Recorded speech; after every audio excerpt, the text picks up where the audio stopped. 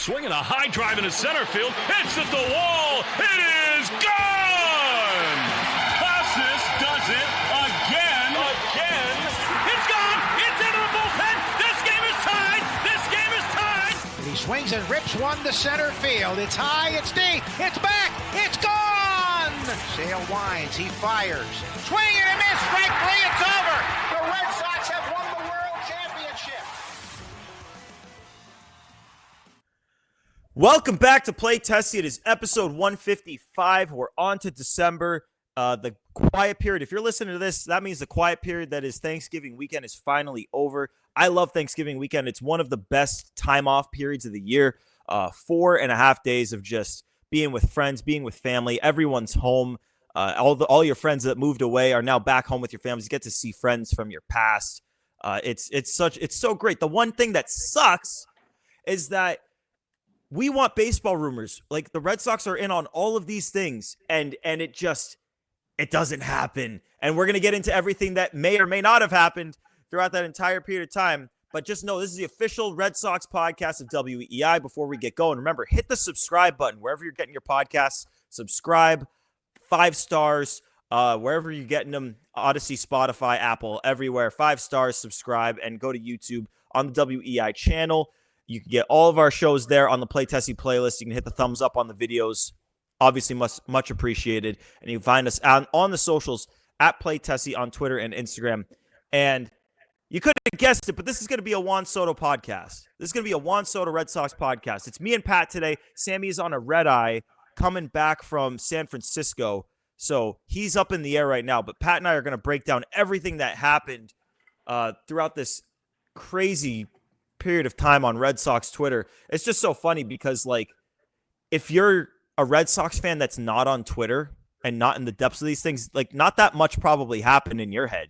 But if you're on Red Sox Twitter, everything happened. It was crazy. But Pat, I'll give you the choice here.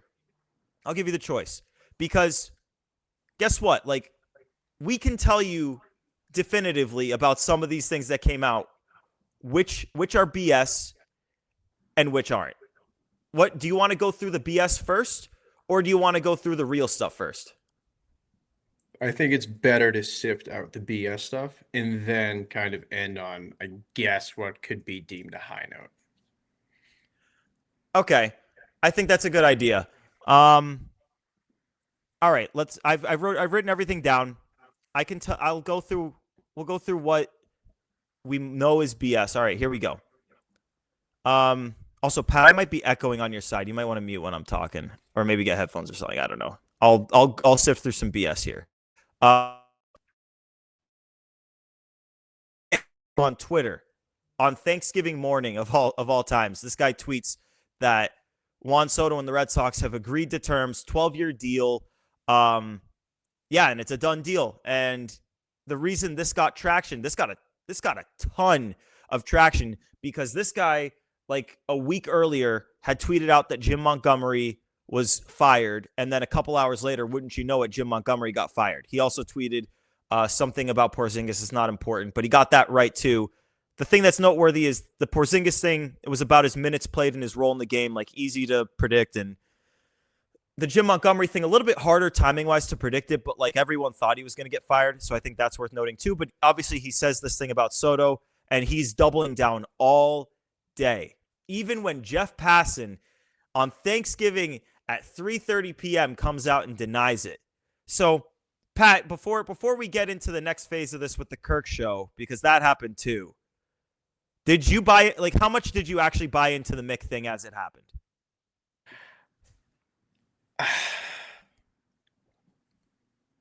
When I read it, I was like, oh, really? I kind of bought it, and then I thought about it, sat on it, didn't entirely buy it. And then I think once I like dug up a little bit, looked at what he's reported in the past, it just didn't make sense.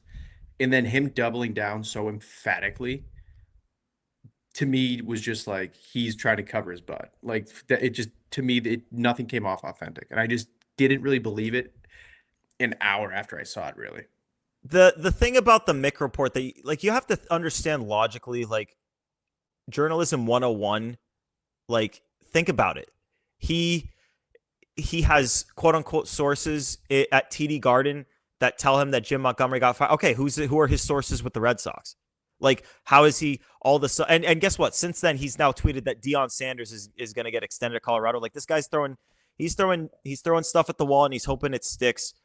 Obviously you read the words. That's what's tough is you read the words. Juan Soto and the Red Sox are in agreement, and every single party wants to believe it because you just want it so badly.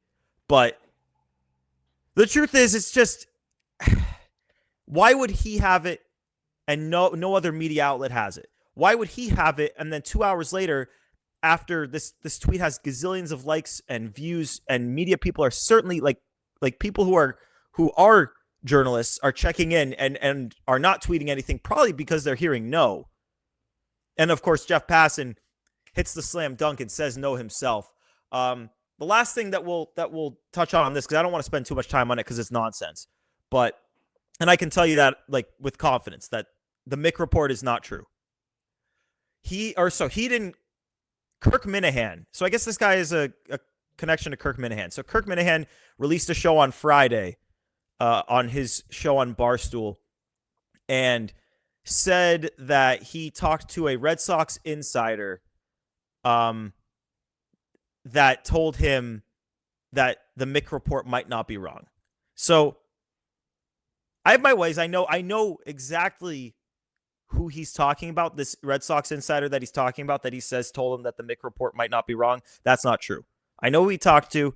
I talked to the guy that he talked to, and the guy that he talked to told me that he did not say that. So I don't know where Kirk is getting that from. It seems like he's shit stirring. I don't know. I'm just telling you right now, you can hear it from me. Pat will echo it. The Mick report is wrong. I'm not saying the Red Sox aren't getting Juan Soto, but I'm just telling you that he is not signed right now, at least as of this recording. And he certainly was not signed on Thanksgiving morning, as Mick reported. And he's going to double down. He's going to keep gaining followers. I'm just saying, if don't believe it, I'm just telling you it's not true. Pat, anything to add there before we move on to some of the other nonsense and then get to the real stuff? Yeah, it also like I could already see what's going to happen if they do miss out on Soto. He's going to quote tweet his initial report.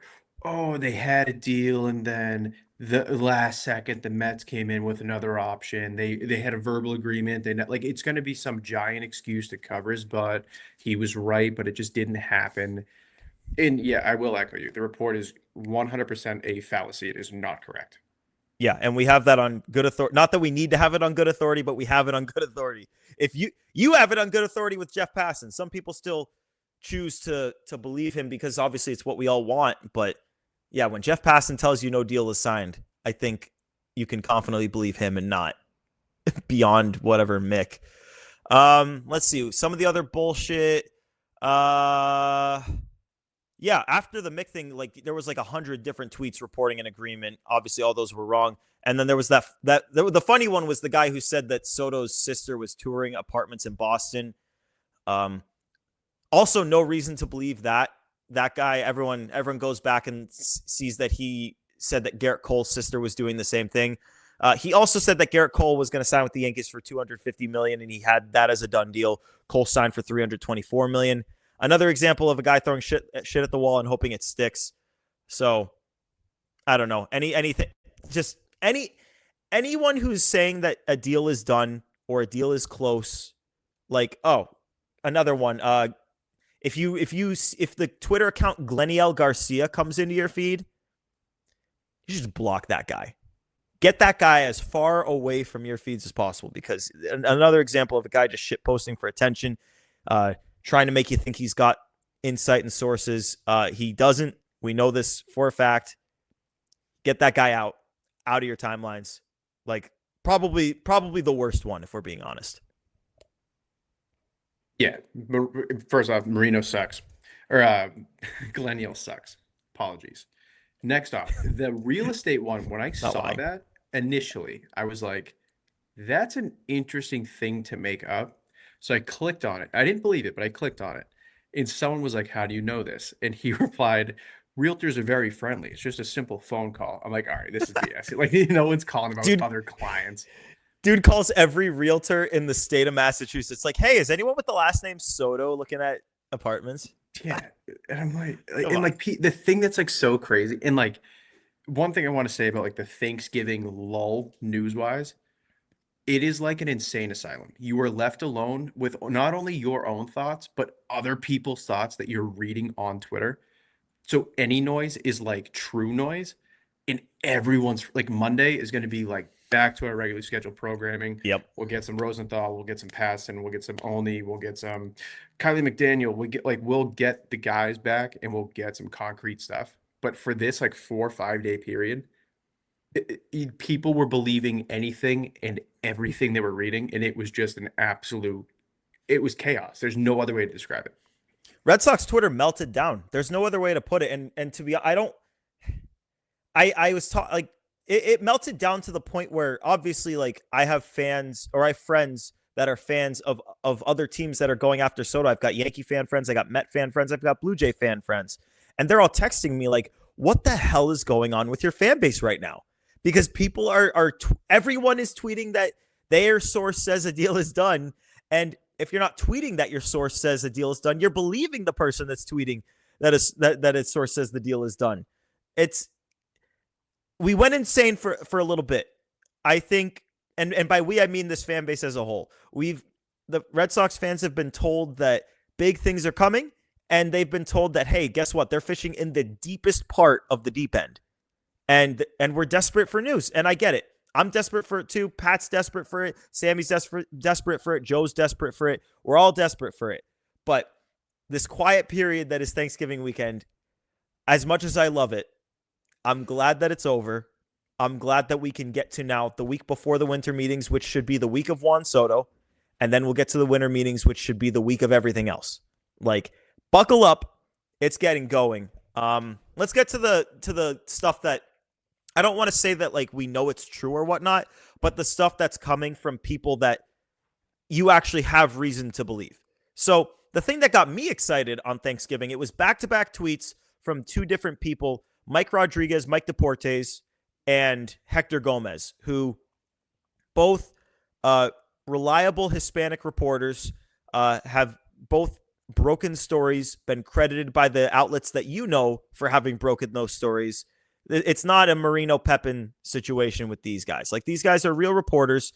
And Mike Rodriguez, he said the Red Sox had a 12-year, $600 million deal on the table for Soto, and that Soto spoke for an hour with Devers and is interested in the idea of going to the Red Sox. Hector Gomez quote tweeted that and said, I'm actually hearing 13 years, $625 million. And then after, this is a couple days later in New York, Randy Miller of NJ.com goes on WFAN, the New York radio station. And Randy Miller, if you ask Yankee fans, especially after this report that I'm about to tell you if you don't know about already, they'll tell you that he's full of shit. And maybe he is. I think there's been a lot of stuff that he's been questionable about in the past. But for what it's worth, when Buster Olney tweeted that contract offers were going to come in the coming week, he went at Buster and said, actually, no, like, offers are already in. And he was right. So take this for what it's worth. He said that the Yankees offer is topping out at $550 million, and there are 2 to 3 $600+ million offers on the table as it stands for Soto. He said it's likely going to come down to Red Sox and Mets, and that he thinks that the Yankees right now are most afraid of the Red Sox. And another reason why maybe you should read into this a little bit is that friends of the program, Ed Hand and Justin MLB, both tweeted similar sentiments last week and said that the Yankees aren't feeling that confident and it might be Mets and Red Sox. And Steve Peralta also cryptically tweeted something kind of alluding to the same thing. So all of that is on Twitter. All of that, it's not like it's coming from like Jeff Passan and Passan saying these things, but it's coming from people who have gotten legitimate things in the past. And so when people like that tweet things, I think it's a little bit more worth reading into. So, Pat, the way I want to attack this is we need to vibe check it right now and give our play testy kind of state of the nation about where this stands. Because we see these reports. These reports are really optimistic. But one thing I'll say here, just to pump the brakes a little bit is that people that I trust, that I know have the right info, I'll say that maybe we should pump the brakes a little bit on the Soto to Boston optimism. So take that for what it's worth too.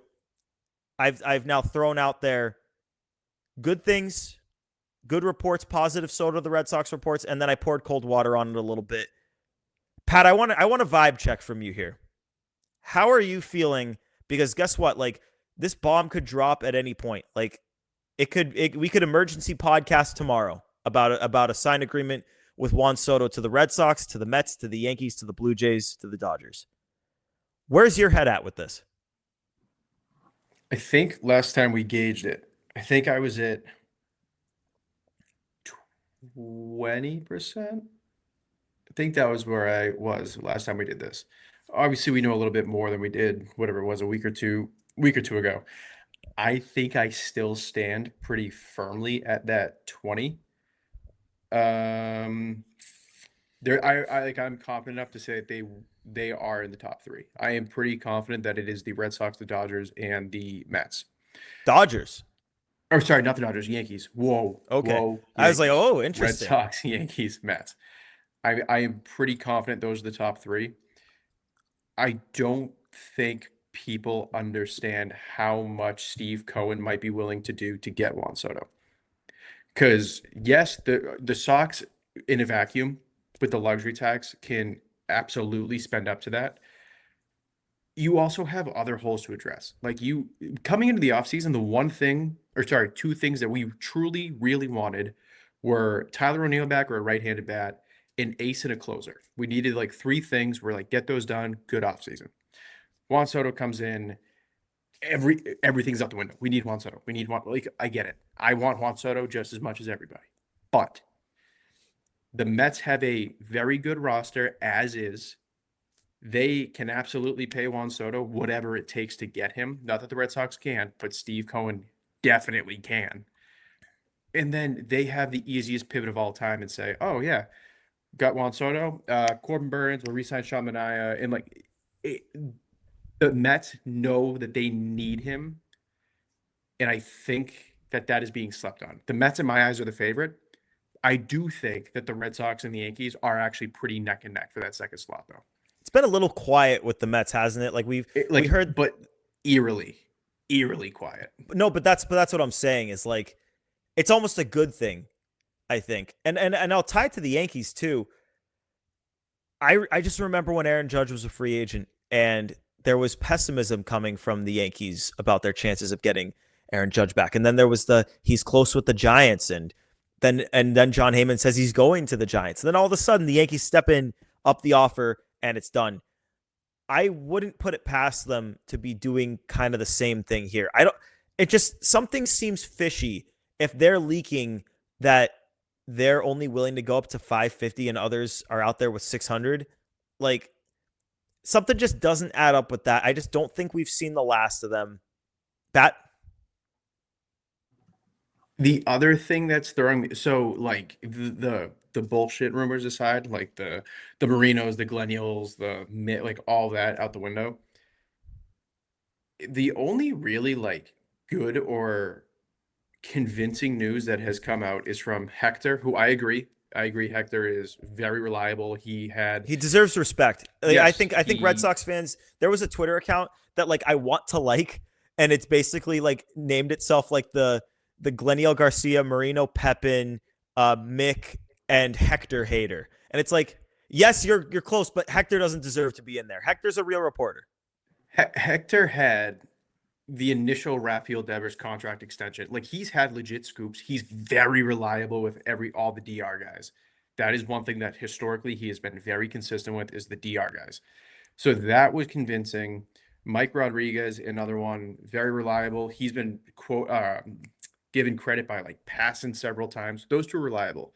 The one thing that really freaks me out is the only reports that are like the Red Sox might be the favorite seems to be coming out of New York, which is not good. Yeah, I agree with that, Pat.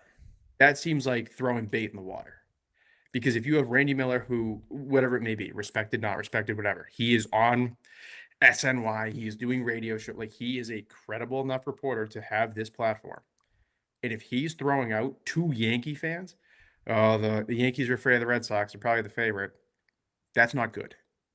Yeah, I mean, and you can look back. I had maybe like 150,000 Yankee fans in my comments when I posted the report, sending me the screenshot of him saying similar things about Aaron Judge with the Giants, saying that he thinks the Giants are the favorites for Judge back in that free agency. I don't blame them for it. If his reporting has led to that in the past, I understand why you'd be skeptical, especially when it maybe doesn't add up. Like sometimes, and I'll go back to the Mets here, sometimes the easiest answer and the most logical answer just is the answer. The Mets are going to offer the most money. That's why I remain so skeptical about it. Gordo, that what you just said right there, the easiest answer is often the right answer. That is Occam's razor. Oh, yeah, the Alex Spear thing.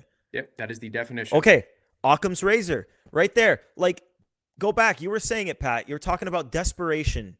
Who is going to be the most desperate? The Yankees had Juan Soto. Picture that lineup without him. Even if you want to just go and say, oh, add Bregman and add Alonso to it, like add Santander. It's not having Soto next to Judge is something that you cannot duplicate. You can't do it. It is those two guys that they are both one of a kind guys that you can't replace. It's irreplaceable, and they will be a worse team if they do not have Soto on it. They know what they're losing. And then with the Mets, they have more money than God. They clearly want to spend it. This guy Steve Cohen is desperate to put a winning team on the field. Obviously, the Red Sox seem to want to spend money, but if you'd asked anyone a month and a half ago, like I was laughing at the notion that the Red Sox, like I thought it was a waste of time to even talk about Juan Soto in the context of the Red Sox. So consider me skeptical that the Red Sox are going to get as desperate as those teams. Occam's razor, Pat, right there. Sometimes the easiest answer is the right answer. I don't want to pour cold water on Red Sox fans' hopes. I don't want to do that. I want Juan Soto on this team. He was my original white whale. I'm skeptical. And if you listen to me and Rob on Baseball Isn't Boring, that dropped, I believe, on Saturday. Yeah, I believe it was Saturday. I said I was at 10%. I was ready to jump it a little bit when that Randy Miller weei-fm thing came in. And then when I got told to pump the brakes a little bit, that kind of put me right back to the 10%. I'll say it, the easiest answer is sometimes the right answer. One thing I do want to say is this is not like boom or bust. This is not like if they do not get Juan Soto, they are going to do what they do last year and just add on the margins, do nothing, whatever. They are going to get an ace pitcher. I can almost 100% guarantee that. They will get one of, if not two of, Fried, Burns, Crochet. That is in my head, that is a fact that will happen. I have no qualms about that.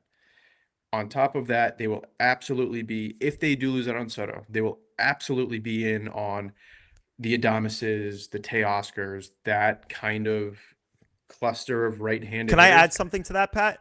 Yeah. Even if they lose out on Juan Soto, until Vlad Guerrero, and I know I'm always the one honking on Vlad Guerrero, but until he gets extended, if they're willing to pay this kind of money for Juan Soto, and I'm not saying Vlad is worth the same as Soto, but Vlad's another guy that's going to hit the market in a year as an incredibly young free agent, exactly the kind of guy that the Red Sox seem to be willing to pay. They did it with Devers. They're willing to do it with Soto.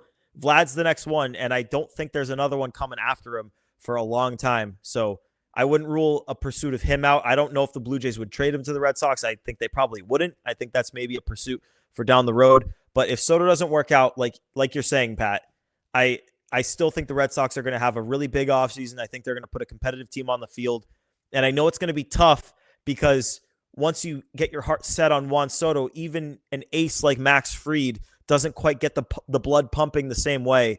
But just remind yourself where we were in like March of 2024 here, where the Red Sox wouldn't spend a literal dime.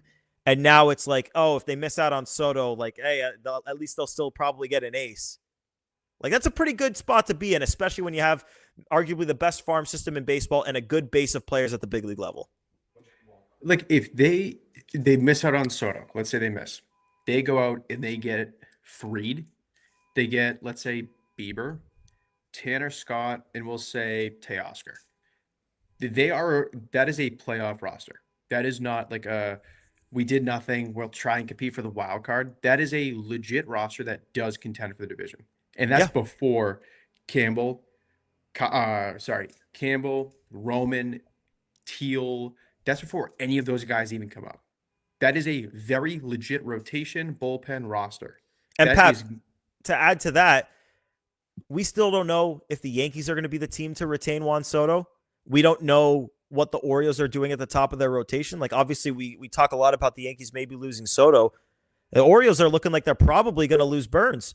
And yeah, maybe they're going to add a top of the rotation starter to replace him, but it's not going to. You're probably not going to get the production that you got from Burns out of that guy. no, absolutely. If the Red Sox added one starting pitcher, they are likely in the wild card, if not a half game out of it last season. If they do that, plus another starter, plus the bullpen, you're not losing anybody substantial aside from Kenley and Chris Martin.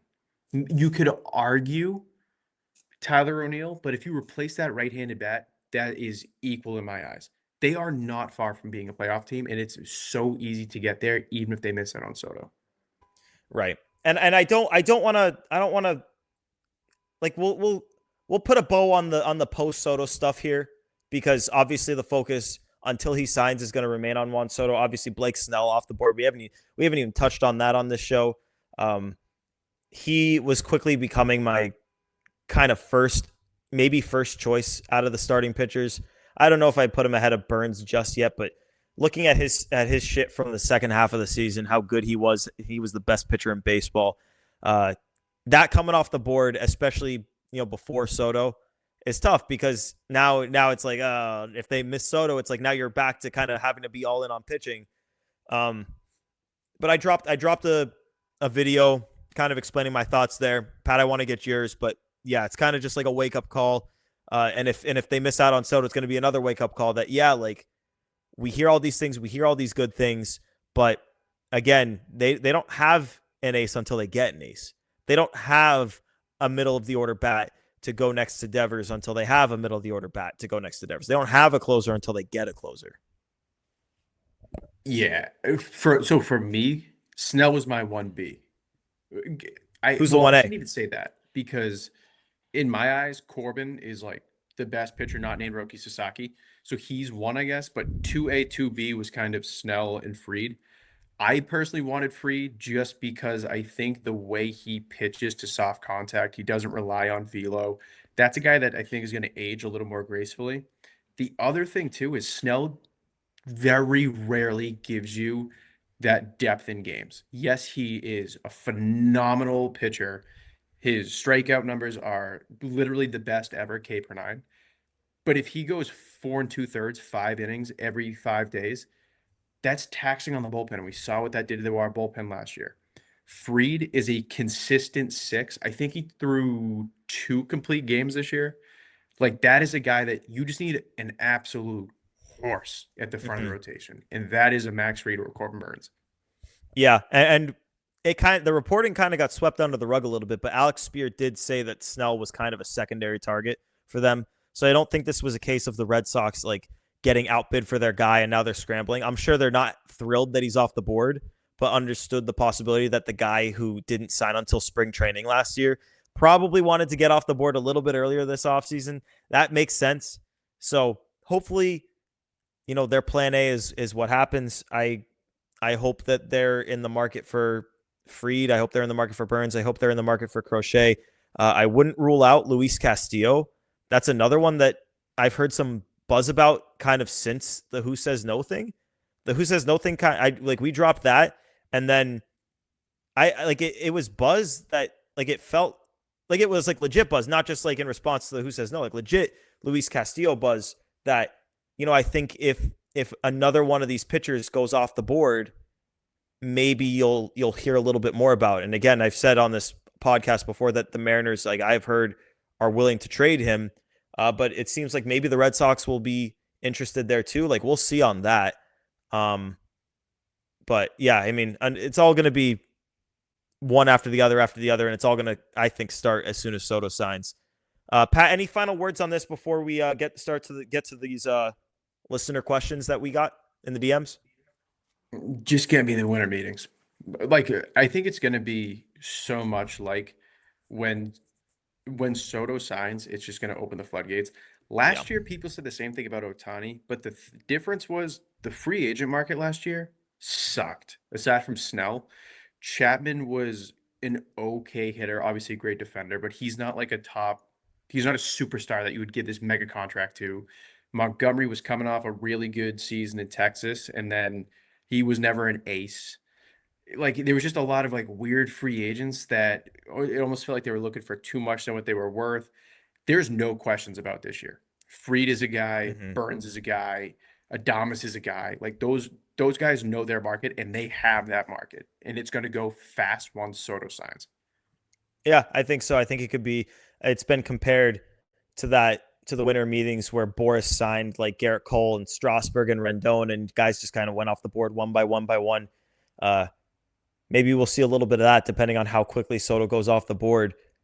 Obviously, the earlier the better for our sake. I mean, I'm ready for the Soto saga to end. But Joe, why don't we bring you in here? Because Joe's got the listener questions ready to rip. So let's see, Joe.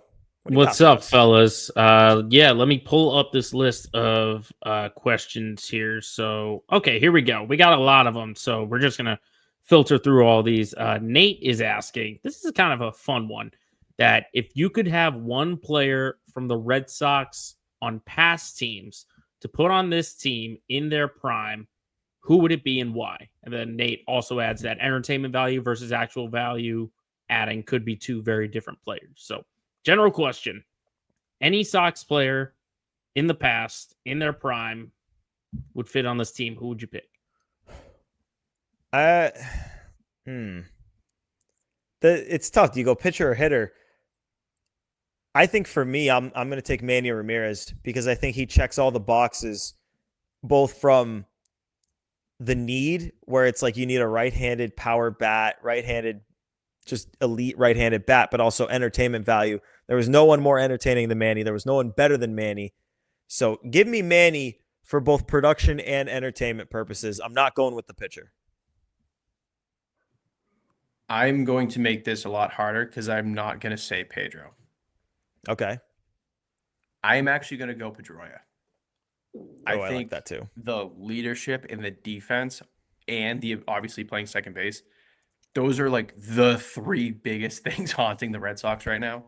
If you put 2008, 2009 Pedroia on this team as a legit Gold Glove all-star second baseman with that leadership, I'm going Pedroia. I like that one. That would have been my answer too. I definitely would have been Pedroia, considering that defense and I like it. And leadership are the big ones. Let's see. We got Mike here actually getting into the spirit and has a who says no deal. And it involves the Oakland A's. So Mike's deal has the Athletics trading away Brent Rooker and Shea Langoliers for Willie Abreu, Cutter Crawford, Connor Wong, and Masataka Yoshida. What do you guys think? Who says no? I'll go first. Well, hold on. What's the A's aren't going to do this if they have to take on Yoshida. Yeah, Mike does say that they're going to eat the 40, or he doesn't say who's going to eat the 45 million, but someone's eating the contract of Yoshida. He must mean the Red Sox. Let's assume for the sake of discussion that he means the Red Sox. If it's the A's eating that, they say no. We know about the A's. We know about the A's. Yeah, pretty comfortably. So I get where the idea comes. So Rooker obviously would be an absolute Perfect. grand slam fit. Langoliers, I do think quite literally is the one of the worst defensive blocking catchers in the league. He has crazy pop over the last 2 years, which literally came out of nowhere. And he's got But crazy pop time with the arm. He's a good thrower. so I have it right there. Caught stealing, 92nd percentile, pop time 86. So he's got an absolute laser. So Right. does Connor Wong. He is first percentile blocks above average in 12th percentile in framing. You're literally just trading for Connor Wong with pop. And Connor Wong had reasonable pop last year too. How many? Yeah. But Langoliers had. Did he have over 20 homers last year? Oh, he had 29. Oh God. Yeah. So you're essentially, I would call that a Jesus. wash. The Wong and the Langoliers. Yeah, like Rooker would be nice. But Joe, what was going back besides Yoshida and Abreu? It was Abreu, Yoshida, Cutter, and Wong. Yeah, like the A's would never do that, even if the Sox ate money. But I like the idea of Rooker, but the whole package as a total, there's no way the A's would do that. I don't think. I gotta send you guys something in a group chat. But to answer, I'll send it to you guys right now. This is crazy. But to answer your question on the trade, I think the A's say no.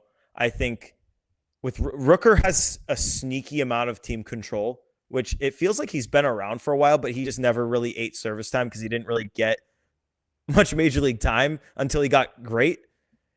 I think the A's, if they're going to trade both those guys, like Langoliers, obviously, Pat pointed out his warts, and obviously he's got power, but obviously he's got warts at the plate too with the strikeouts. And what was his batting average last year, Pat? Do you have that in front of you?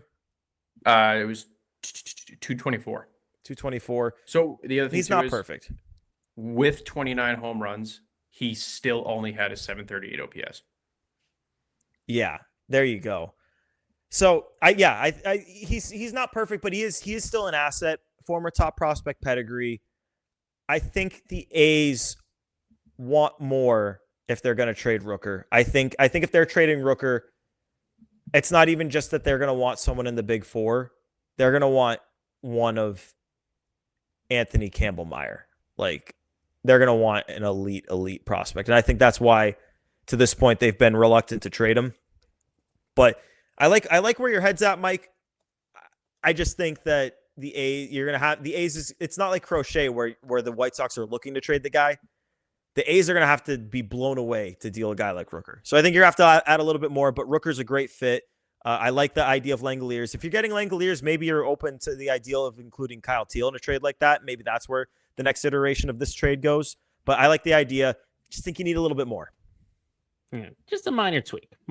Add another piece or two. Let's get to one more here since we're coming up on the end here. Frank asks about Roman Anthony. He says, do you think the Red Sox think that Roman Anthony will be on the opening day roster? I'll go first on this. I think they don't. I think they're going to build the roster so that you're not reliant on Roman Anthony or Christian Campbell or Kyle Teal, and obviously for Marcelo Meyer, who hasn't even played in AAA yet. I think they're going to build a roster that is able to take the field on opening day, barring injuries, of course, without those guys. And those guys can get the AAA at-bats that they need so that they're called up when they're ready to get called up, not necessarily when the team needs them, needs like a boost. So I think they don't necessarily want him to be ready on opening day, but if he is ready on opening day, or sorry, I shouldn't say they don't want him to be ready. They're not going to want to need him on opening day, but if he's banging down the door, they'll do it. I think they'll do it if he's forcing their hand, if he's that great in spring training. I think they would do it, but I don't think they're going to build the roster so that Roman Anthony's penciled in to the opening day lineup in like January. Yeah, I'm with Gordo. I think like he's only 20. Yes, he's the number one prospect in baseball. He's done everything you could possibly want to see from rookie ball all the way up through AAA. But there is kind of this cautionary tale of Jackson Holiday. He looked every bit of a major leaguer. He comes up and absolutely flounders. I think the Sox are going to be a little bit more protective of that, but I think they're also not naive enough to think that he's not going to be in the majors this year. They know that he will Yeah. be in the majors this year. He is that good. So I think that they'll plan accordingly. They'll have a full team on opening day. But what I do think is that maybe on the bench or maybe they will kind of pre-plan for Roman for like the summertime. Maybe they don't add utility lefty outfielder. I know like they'll just stick with Ref Snyder. Maybe they'll move Abreu and then that way they have whoever they sign for left, Rafaela, Durant, whatever. There will be a spot for Roman when he comes up, but I do not think they will plan for Roman to be in the opening day lineup. The way I look at it, Pat, is just, and I've said this before, but just a year ago, 2023, Jarren Duran didn't make the opening day roster. Like that, they had Adam Duvall in the lineup every day, and then when he got hurt, Duran got his chance, and he never looked back. That's going to be how these guys get in there. I mean, maybe I think Christian Campbell is the one who has the best chance to make the opening day roster and start on opening day, just because I don't think they're going to want to sign a full-time second baseman to take that job. I think they're going to have Campbell and Vaughn Grissom and David Hamilton kind of deke it out in spring training and compete. And if Campbell wins it, he wins it. But I think there's going to be openings throughout the season for all four of these big four guys to make their debuts. Opening day wise, though, I think the safest bet would be none, or if you want to pick one, it would be Campbell. Joe, that's probably we're going up on time. I think that's probably a good place to put a pin in the questions. There's so many of them we need to filter out, but we are up against the time. Yeah, but I guess we can go to some enough said before we get on out of here. Pat, you got anything for us? I do. I am ready to have the conversation that Terry McLaurin is a top 5 receiver in the NFL. This is the first time in his entire career that he has had a legitimate quarterback, and the guy is a monster. Not to mention, he has been like Mike Evans light. Like Gordon, you probably know better than I do. It's 9 straight years of 1,000 yards. I don't know the number, but it's something crazy. It's something. He's the only one to do it. Like it's something genuinely absurd. And Terry's like not far off that mark. And now that they have a legit capable head coach and a good wide receiver, he is phenomenal. He is so good. And it drives me nuts that the Patriots cannot find a single soul like him. It is so aggravating because he is that good. And he was a 2nd-round pick. That's my case. I'm just saying Terry's top 5, and the Patriots very easily could have a guy like that, and they just choose to pick the N'Keal Harrys and the Jalen Polks of the world. Well, that's where the frustration is you take N'Keal Harry and you look at like DK Metcalf and Deebo Samuel who get taken after, and then you look at Jalen Polk who gets taken. They traded out of the Ladd McConkey. Like they could have had Ladd McConkey, and they traded out of that to take Jalen Polk instead. You have no idea how many times I hear about that on the Six Rings post-game show on EEI. Well, it's truly brutal. But yeah, Joe's got to live this. Joe has to live this. There's at least 3 mentions by Nick Fitzy Stevens about Ladd McConkey because he made me a fan, and I'm totally with Pat that like he was right there, but instead you go with Jalen Polk. It's like, what are we doing? I have it up right now, and I need you guys to remember who his quarterbacks were. We're talking like Alex Smith, Marcus Mariota, Sam Howell. Came in the league in 2019. Who was the guy who won a playoff game with them? I'm forgetting his name. Case Keenum? Not Case Keenum. There was another guy. Not RG3, is it? Not RG3. No. He lost to Tom Brady in the playoffs too. Oh, Taylor Heineke. Yes. Him. Yes. Yep. So again, those are his quarterbacks. His year-by-year totals: 919, 1100, 1053, 1200, 1000, and he's already at 823, not including today. This guy's a monster. And meanwhile, N'Keal Harry is a tight end for who now? I got released, I think, for the Arena League. Shame. He's trying to break out one of these days. Yeah, he'll be in the Rocks like XF UFL or whatever that shit is. I'll hold my hand up. I didn't make this take on this podcast or anything, but everyone who was saying Terry McLaurin was going to be a big time like fantasy receiver this year because he had a quarterback, I kind of scoffed at it. I was like, okay, this guy's had chances over and over again. I know he hasn't had good quarterbacks, but come on. But no, I was wrong. Hand up. Hand up. I'll admit when I'm wrong. Okay. All right, Joe, do you have enough said? Yeah, I guess I'll go. I'll sort of take it in a somewhat different direction. I'll try and get it local and still talk football.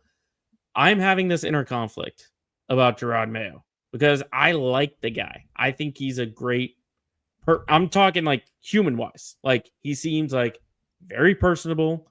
I was excited when I heard that he would get named the coach, but week after week go by, and I don't know what I want to do. Like I feel like, do the Pats bring him back? Do you can him after 1 year? Because it looks like utter fucking chaos. It feels like every single week. And the coaching decisions, not just in game, but like the comments in the post game and all these press conferences make me be like, Gerard, no. So it's like, I need you guys to help me with this inner conflict. I want to like the guy, but I also need to formulate an opinion with my head and not my heart. I'll give you my take on Mayo because obviously if you watch the games, you follow the writers on Twitter and you see clips from the press conferences. It looks bad. But I'm always of the mindset that with first year coaches, I don't like firing first year coaches. I don't like one and dones. I don't want the teams that I root for to fall into the habit of developing that reputation as the team that fires guys one and done. Because guess what? When you fire Gerard Mayo, yeah, you'll get a new guy, but you're not going to be fishing in the best tiers of the coaching candidates if you're firing guys one and done, because then that's the reputation you got. I obviously make changes as necessary, but it goes to me the same boat for offensive coordinators. The Patriots wanted multiple different offensive coordinators before settling on AVP this year. Couldn't get them to come there. Obviously, in part. Oh my God, my dog is sneezing. Bless you, Chester. Wow. That'll take you right out of your thought. Yeah, they wanted different guys, but they've basically had what, like 3 offensive coordinators in 4 in 4 years or something right now? Like that reputation develops, and obviously they don't have the pieces on offense, but like what head coaching candidate is going to want to join this team with the state of the team, with every player on the team that is not Drake May and Christian Gonzalez and Christian Barmore? So yeah, I think you got to keep him. That's where I'm at. I am slowly getting on the Mayo fire train, but I don't think they will. I think what they should do is kind of like a new GM, like a Breslow or someone like that. You kind of get somebody who's been a GM before under them, like an associate head coach. Like they need somebody who's been there, done that. It doesn't have to be successfully, just someone who like knows the ins and outs of managing the clock, because that has been Mayo's biggest thing, is not challenging very easily challengeable plays. The field goal today, there's no excuse to try and kick a 68-yard field goal. There's no excuse for that. And then the timeout management and like just handling the media, like there's just a lot of like stuff that he lacks a lot in.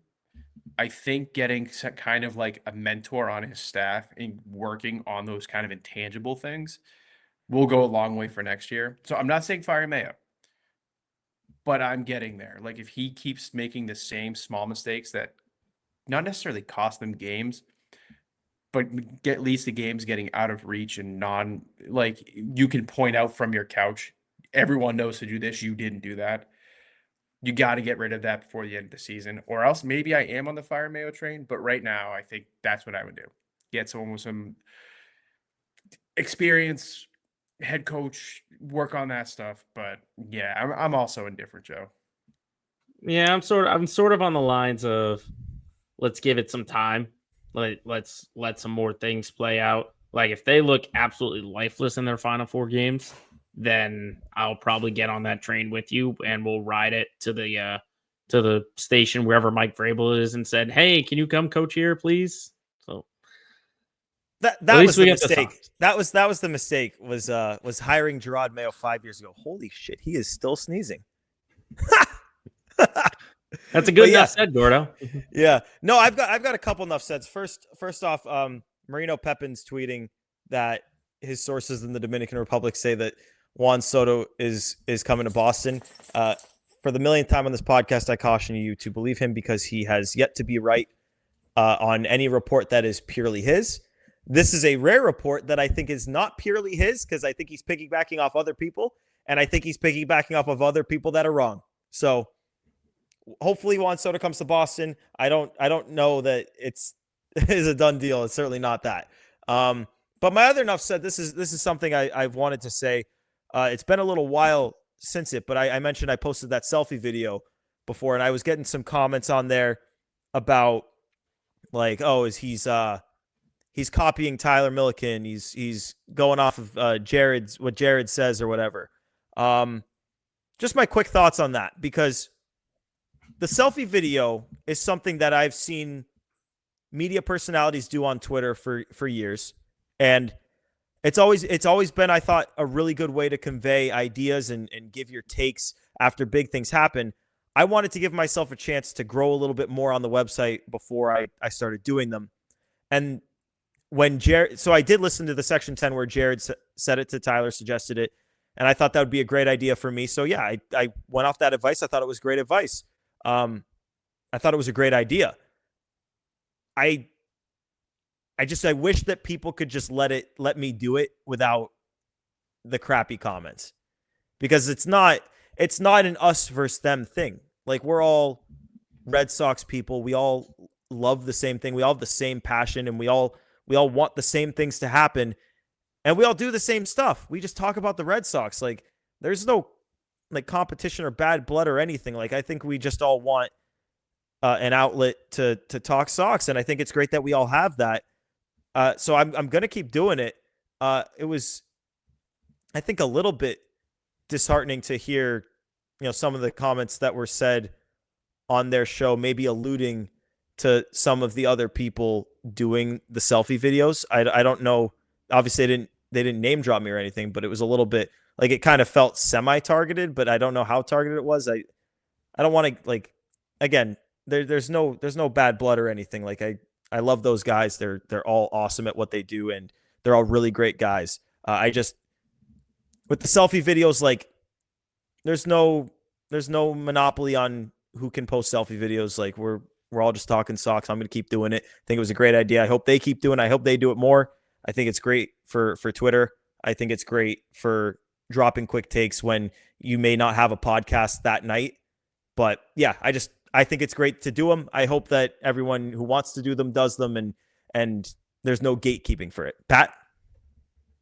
Yeah, I mean, I agree. I think there's no, everything you said, like, there's no gatekeeping on that. We know all the Section 10 guys. We are friends with all the Section 10 guys. That being said,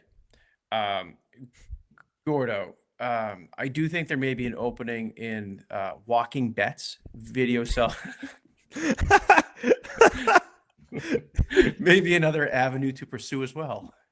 Gordo, people are just mad that you don't have like Chester's awesome, but people don't understand how awesome he is to do that walk the dog that Lou does, and you don't have the two friends on your chest to do those walking bets. That's what people are mad about.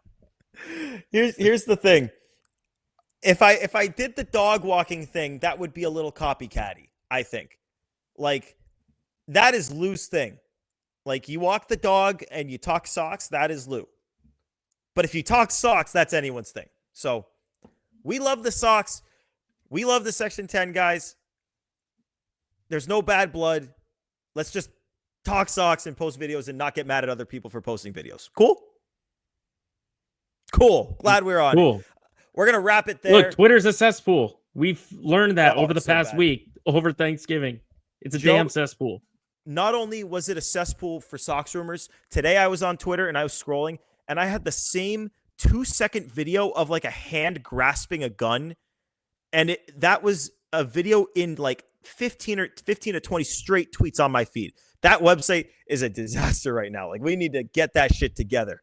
But yeah, let's wrap it up there. We've been at this for a hot minute, but we appreciate you guys tuning in, and we're going to be back.